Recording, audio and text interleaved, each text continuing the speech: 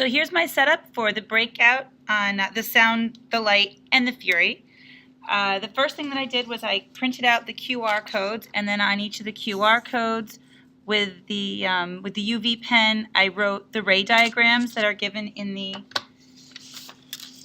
file folder of things that you need, and then I also put one of the ray diagrams in UV pen on the formula sheet so that the kids have a total of 4 ray diagrams. I was also very careful to make sure that I numbered them because the number that they're in, the order that they're in, is very important. Once I finished writing on the QR codes, I hung them in various locations around the classroom. The kids had to use the QR codes. It gave them 4 different pieces of information about a mirror, and they had to, from all that, it gave them the focal length. It also gave them a hint to focus. Once they calculate the focal length, I had put out a call to my faculty and asked if they could donate jewelry boxes. I ended up with 50 jewelry boxes, but on the top of each box, I just put a piece of tape with the numbers, with random numbers. And then on the inside of most of them, it says you have a 3-minute penalty. That's just to reduce guessing. But then in the one that matches the focal length, now I think the focal length that you get is 2.99999, and this one has 3.00.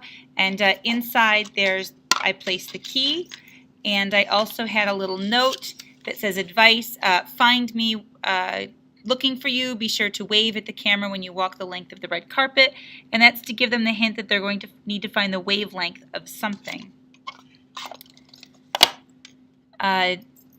They also have a key that goes in that 3-centimeter box, so they take out the key, and I have these little lock boxes that I got from Amazon, and the key unlocks the lock, and inside here the students find a zip drive.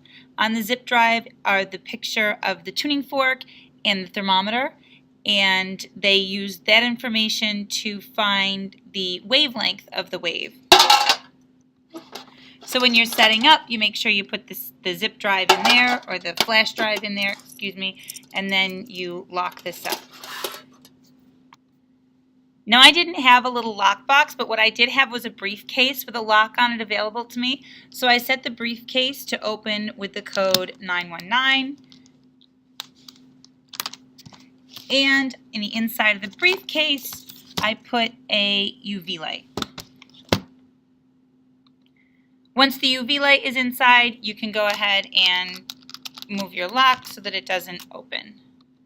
The briefcase I just set up somewhere randomly in the room.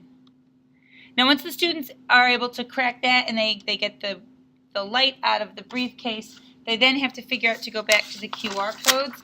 I actually wrote with the UV marker on a piece of paper that says go back to the QR codes and look over the formula sheets to let them know that there is an equation hidden, or there is a ray diagram actually hidden somewhere on the equation sheets, and there are diagrams hidden somewhere on the QR codes, and they have to figure out to look for those things.